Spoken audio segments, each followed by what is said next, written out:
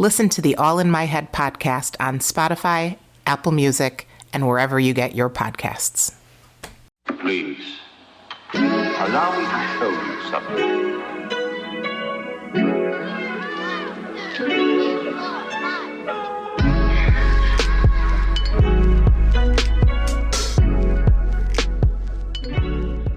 Welcome back to the All in My Head podcast. I'm Jenny, and I am your host and storyteller, creator of the All in My Head podcast. And here we are. We are here for episode 10. And episode 10 is called Softer Endings, Brighter Beginnings, A New Year Without Pressure. 2024 has come to an end, and I just wanted to talk about that, about ending a year and beginning a new year. And we know that when we end a year, it's always hectic. Holidays are upon us, regardless of what you celebrate. The months of November and December are jam-packed with holidays and travel. And for our family, we have a ton of birthdays in December as well. And end of the year always comes with this connotation of the need to feel accomplished and ready to run into a new year.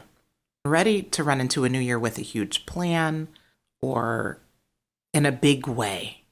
And the pressure to have everything you set out to do done and to have it checked off of your list. And that's exhausting. We put this pressure on ourselves to end the year strong and to start it even stronger in the new year. You know, to grab that list and hurry to check everything off, and all while making a bigger list for the new year. Why? Why do we do that to ourselves? Why can't we just end the year softly and come into a new year in the same way, softer and without pressure? Who says we can't ease out of a year and ease into a new one with a sense of peace and a gentle savoring of what's to come? This year was hard for our family in so many ways. We had losses, we had illness, we had challenges, like everyone has. But there were moments that were sprinkled into our lives of beauty. And even though life was lifing, I say it all the time, life has been lifing lately, it still had beautiful moments. And did I get everything done on my list? Everything that I planned to do? Nope, sure didn't. But there was also things that I didn't plan on doing that I stepped into and completed. New opportunities that presented themselves. So for me, that's where mindset was key. I know. I'll say I know. I don't think. I know that our society, American society, I can only speak on that. Our society in the United States guilts us into being busy. We need to be busy all the time, and it praises us for how much we can get accomplished, how much work we do, how many degrees we have, how successful we are, and how many things that we have on paper. We are measured by those standards. Our worth societally is based on those standards, and that is what measures how successful we are. But why do we ourselves not get to decide what's successful? Why do we not get to decide what success looks like for us? Now, let me be clear. There's nothing wrong with making money, with being successful and accomplished, whether that's in our personal life, in our careers, and striving for more. There is nothing wrong with that, right? We want to be more successful than the generation before us. It is what our ancestors want for us. It is okay and wonderful to want those things for ourselves. So as long as we're wanting that for ourselves and it's not the pressure of society putting on us, then that's wonderful. And we should be striving to be as successful as we want to be in whatever area we want to be. But it should also be okay to just get one thing done. That's a measure of success as well. If we checked one thing off of our list or we accomplished one goal, that is success too. And I never personally have co-signed onto making New Year's resolutions, right? I feel like resolutions is a strong word for me. But I've been guilty of making lists. I love a personal list or a list with goals, or not even goals, but things that I'd like to get accomplished. And with those goals, I was guilty of putting deadlines on them that in my mind were set in stone. Like, I'm going to accomplish this by this date. I love making a list. I'm a planner. So I'm not saying that you shouldn't plan or make lists or plan things out in your life. But let's not be so rigid on those deadlines. And also, again, when life is lifing and you get detoured, that might crumble some of those deadlines and plans in its place. I myself would mentally beat myself up. For years, I mentally beat myself up if I didn't start something on that list or finish it, and it would really bother me. It made me feel like I had failed in some way. And again, it was my therapist that said, "Why are you doing this to yourself? Why are you being so hard on yourself? The deadline is something that you imposed on yourself. So why not change the deadline? Or how about taking that timetable off altogether? Does it have to be done by that date? Probably not." And of course, I'm not talking about work deadlines and things that are imposed by, your employer or, someone who has hired you to do a job specifically to be done on this date and time. I'm talking about deadlines that we impose on ourselves. And, that's where my therapist helped me to see. And even though logically I knew I could just erase or white out the date and change it, that it was okay that it wasn't done by a specific date, that it probably didn't have to be done by that date. So I could make it a goal or something that I wanted to get accomplished on my list without a timestamp on it. So when I got it done, whatever time frame and whenever it got done, I could feel good about it.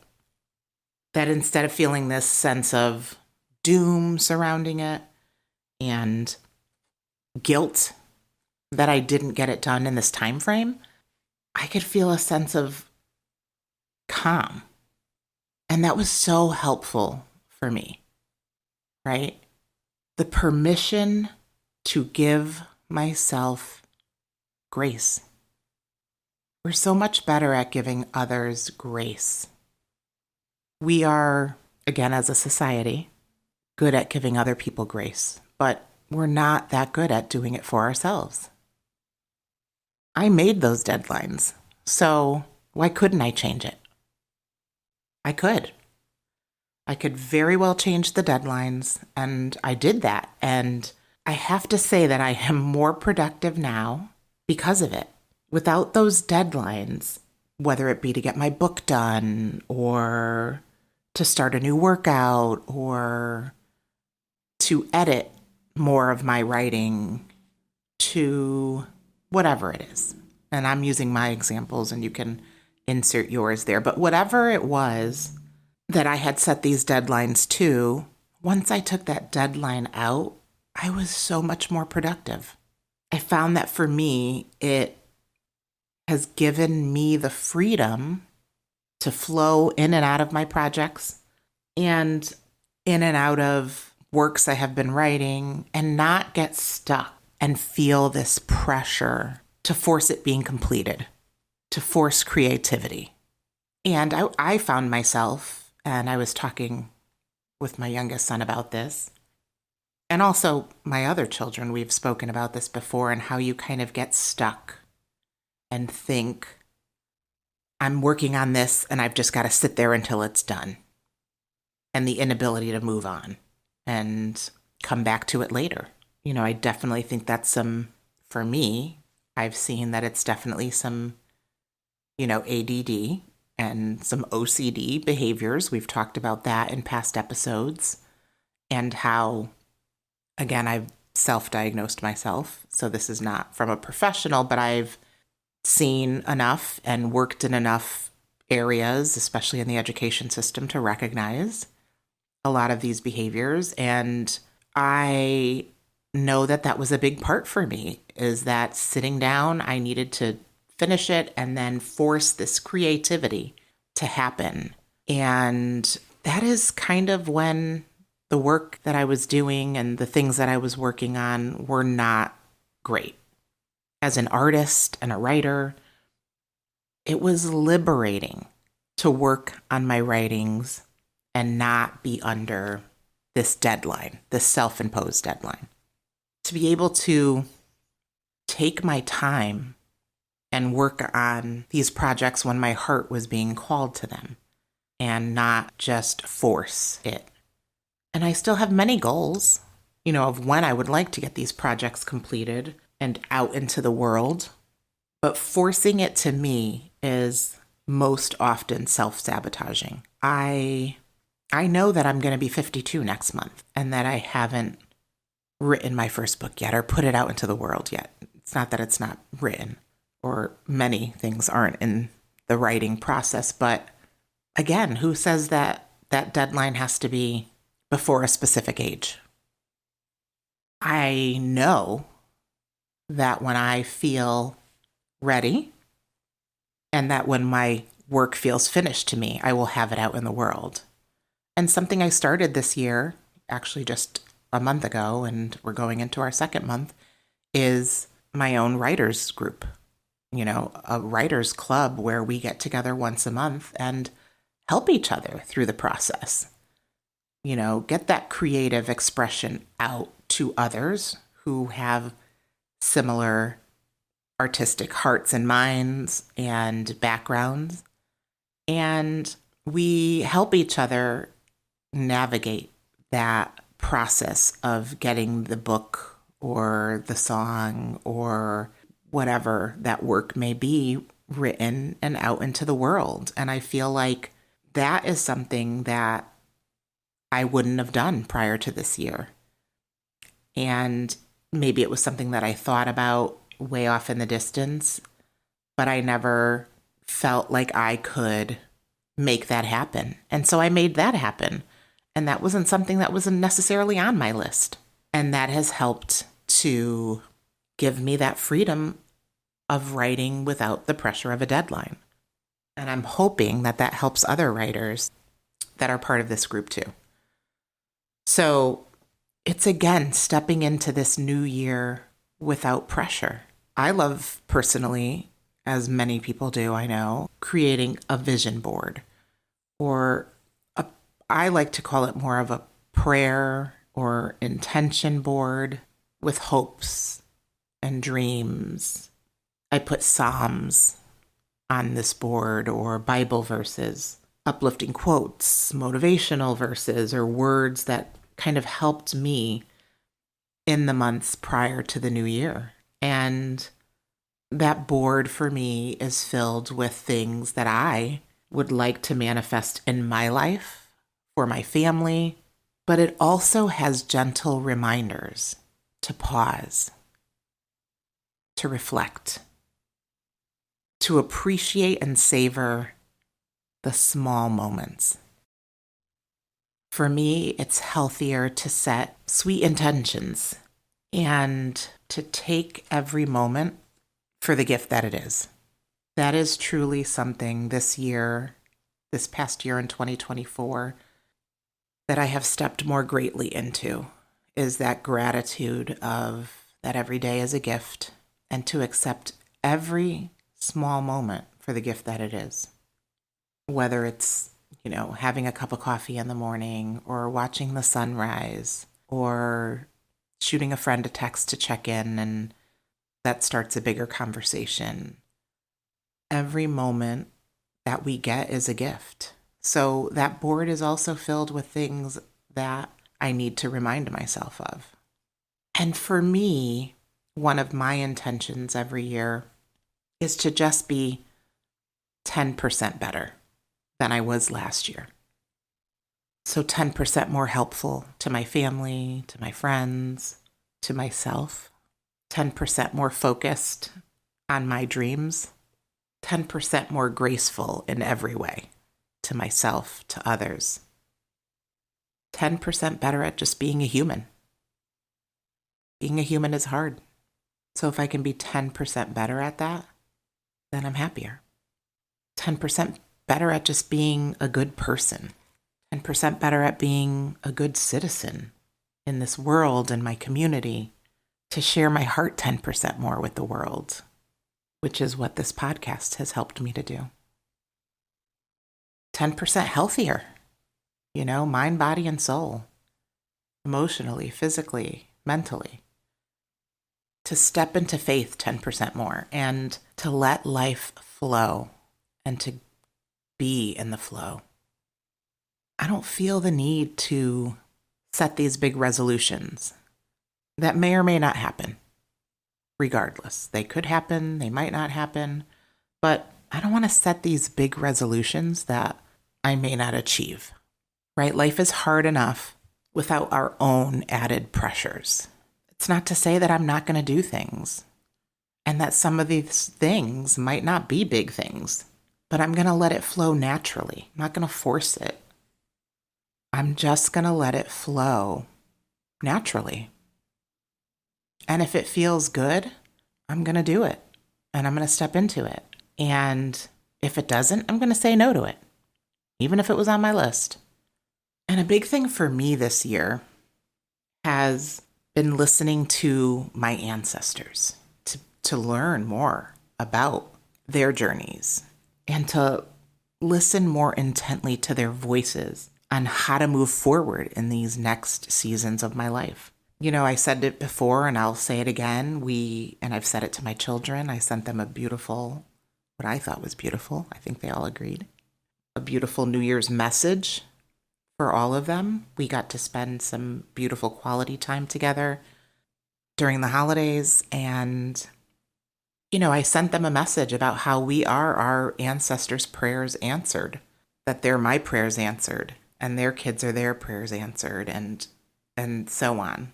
And for me, it's about sitting and listening and recognizing signs and dreams, messages from the universe, words and messages that I hear in prayer or meditation. And my husband got me a beautiful oracle deck by Kyle Gray, and I sat with that on New Year's Eve during the day, as it was quiet for us. It was peaceful. It was soft.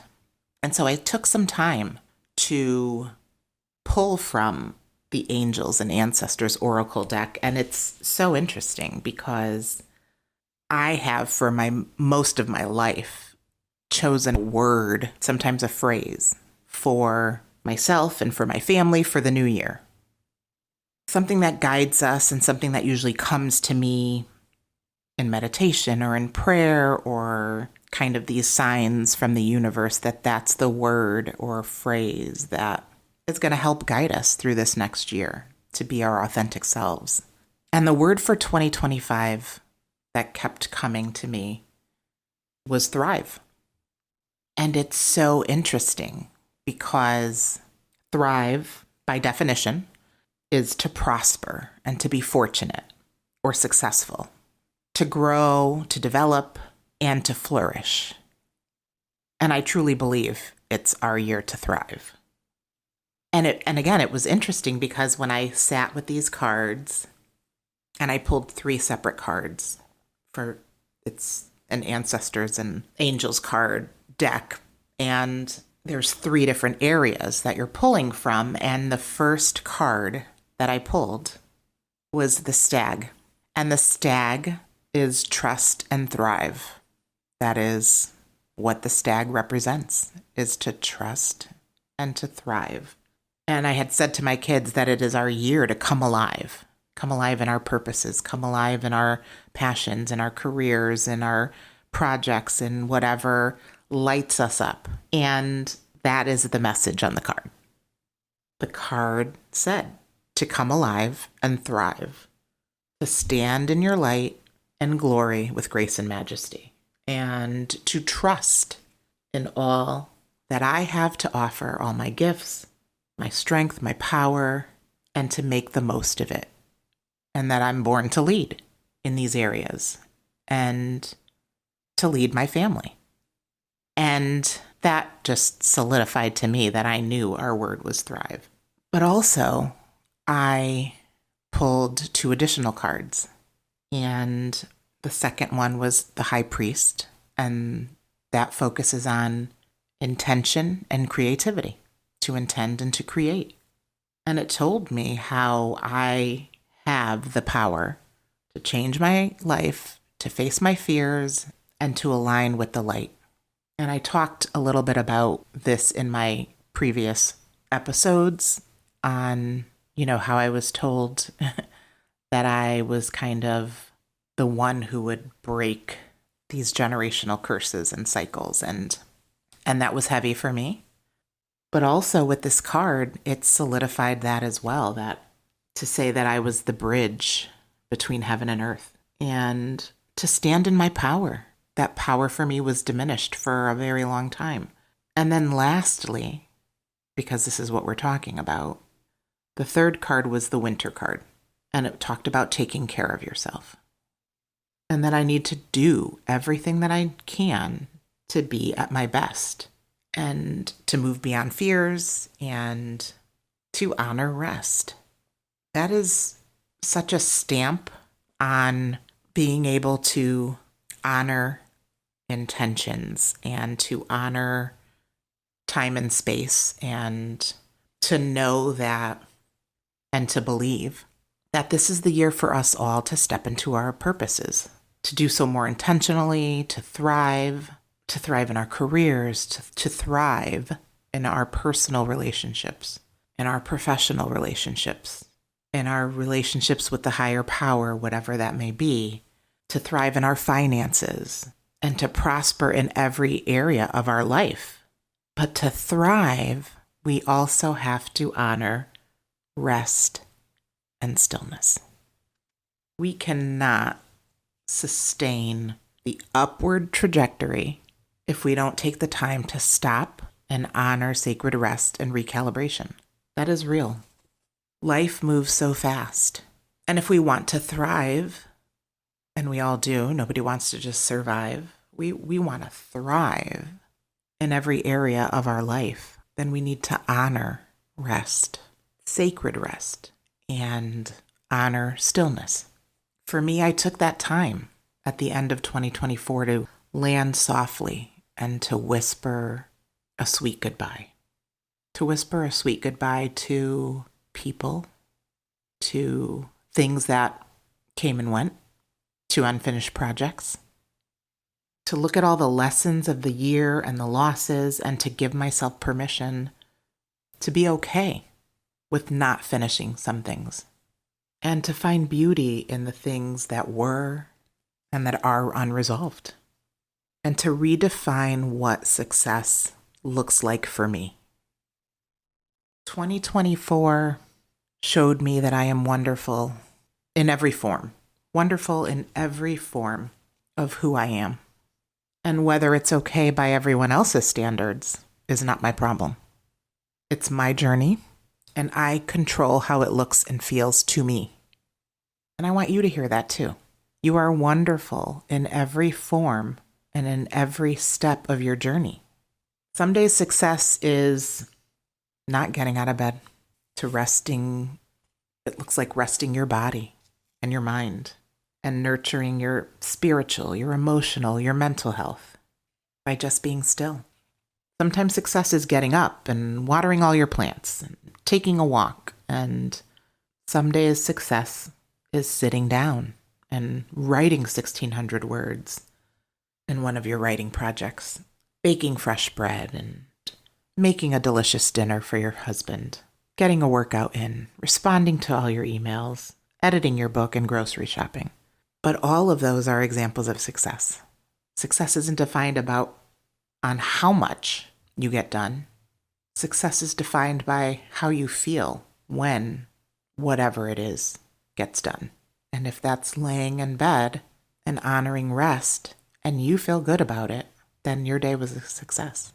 You, me, we are all the authors, the editors, the narrators, the creators of our life. And success is what you choose it to be, not what the world around us says it is. So I invite you to end the year softer. End the year softer so that you can truly enjoy a brighter beginning and a new year without pressure. Let's start the year with lightness and compassion and swap hustle for harmony. That's my message for today. Land softly. Start softly. Make sure it feels good in your soul. Wow. So this is officially a wrap on season 1. I can't believe it. I honestly can't believe that I started in July of 2024 and I'm wrapping up one season already. But here we are. And I'm going to take January to record and prepare for season 2. And we have some great stuff lined up and some things are still in the works, but I'm going to let it flow and see where it takes us. But season 2 is going to drop in February. I think we're going to stick with the 2nd and the 4th Wednesdays of the month. That seems to be working. And I'm really looking forward to season 2.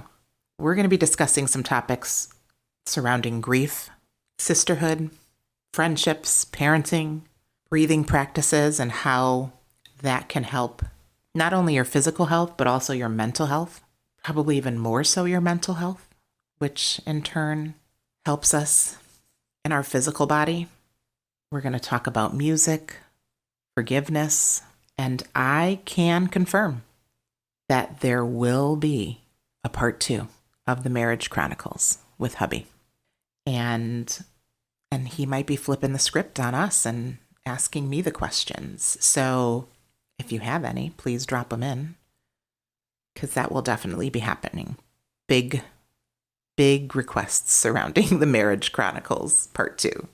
So that's exciting. And we're going to have some amazing guests that are going to join us and share their hearts and their expertise. And it's going to be exciting and it's going to be fun and it's hopefully going to be transformative to everyone else, because I know that it's transforming me in the most beautiful way. Thank you so much for taking the time to listen to the All in My Head podcast. And again, that's a wrap for season 1. See you in February for season 2 of the All in My Head podcast.